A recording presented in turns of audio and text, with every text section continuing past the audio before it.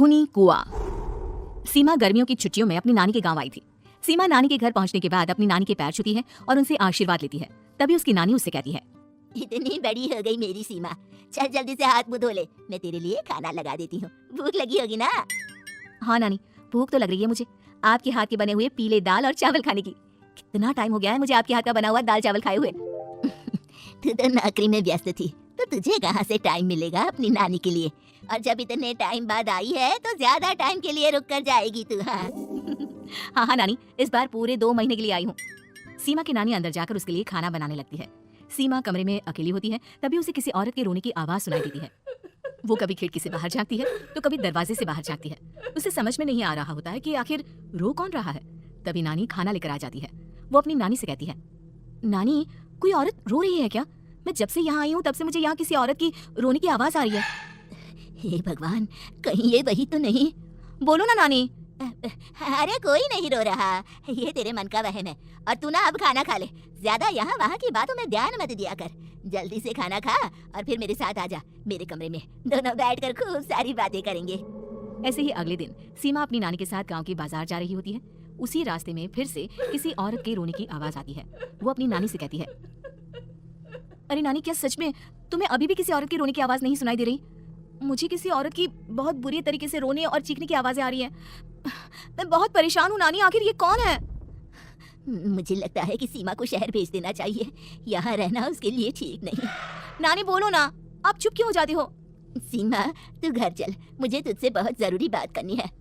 नानी सीमा को घर ले आती है और सीमा से कहती है, सीमा कल सुबह तू शहर वापस चली जाएगी। अरे अचानक, आखिर क्या बात है नानी? आप मुझे ऐसे जाने को क्यों कह रही हो? मैं बस जो कह रही हूँ उस पर ध्यान दे। तू कल सुबह यहाँ से चली जाएगी, और ये बात मैं कोई मजाक में नहीं बोल रही। तू कल जाएगी तो मतलब जाएगी। अरे नानी, चली जाऊंगी मैं, ठीक है, पर आखिर बात क्या है ये तो बता दो।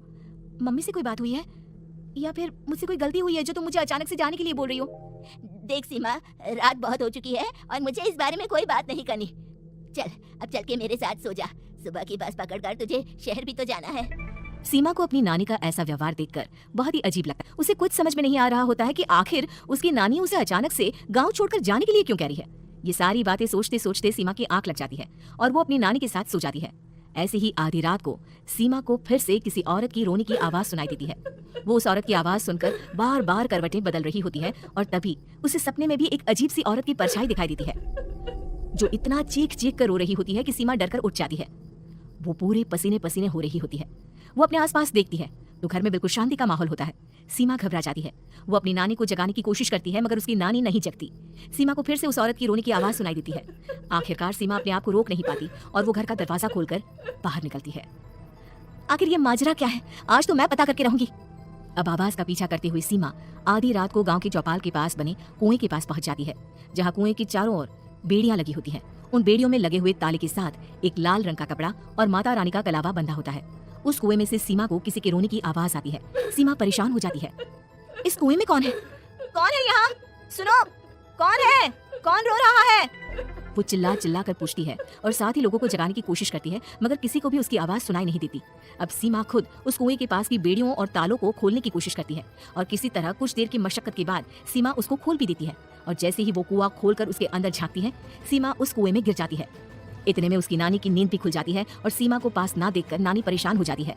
नानी घबराकर पूरे घर में उसे ढूंढने की कोशिश करती है, जिसके बाद उसकी नानी और सभी लोग उस खूनी कुएं के पास जाते हैं और सीमा की नानी कुएं के पास खड़ी होती है। सभी गांव वालों और सीमा की नानी को सीमा के चिल्लाने की आवाज आती है, बचाओ, कोई मुझे बचाओ। मेरी बच्ची, हम आ गए, हम तुझे बचा लेंगे। नानी, मुझे यहाँ बहुत डर लग रहा है।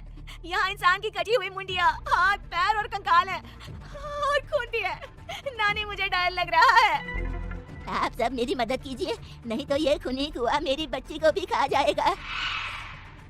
अरे मुझे तो ये समझ में नहीं आ रहा कि आखिर इस खूनी कुएं को खोला किसने? सालों पहले इसको इतनी मुश्किलों के बाद तांत्रिक बाबा ने बंद किया था। अरे पूरा गांव खूनी कुएं के बारे में अच्छे से जानता है, तो कोई भी जानबूझकर तो ऐसा करेगा नहीं। मतलब किसी ने अनजाने में इसे खोल दिया है भैया। सीमा को इस बारे में मालूम नहीं था और जब से वो यहाँ आई थी तभी से उसे किसी औरत के रोने की आवाजें भी सुनाई दे रही थी। कहीं सीमा ने ही तो उसे नहीं खोला।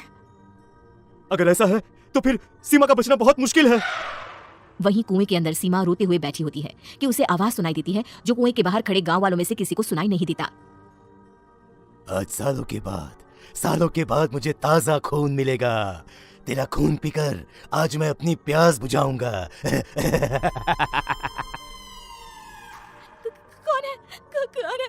मत मारो प्लीज, मुझे जाने दो प्लीज। मैंने किसी का क्या बिगाड़ा है? वो तुझे मरने के बाद पता चल ही जाएगा। जितने में गांव वाले और सीमा की नानी कुछ सोच पाते, उतने में उन्हें सीमा के चिल्लाने की आवाज आती है और अगले ही पल सब शांत हो जाता है। क्या हुआ? सीमा, मेरी बेटी। माफ करना बहन, लेकिन अब सीमा वापस नहीं आएगी। हमें एक बार फिर से कुएं को बंद करना होगा। गांव वाले तभी तांत्रिक को बुलाकर लाते हैं। एक बार फिर अपनी शक्ति से तांत्रिक बाबा उस कुएं को हमेशा हमेशा के लिए बंद कर देते हैं और वहां एक बोर्ड लगा दिया जाता है कि यहाँ आना मना है।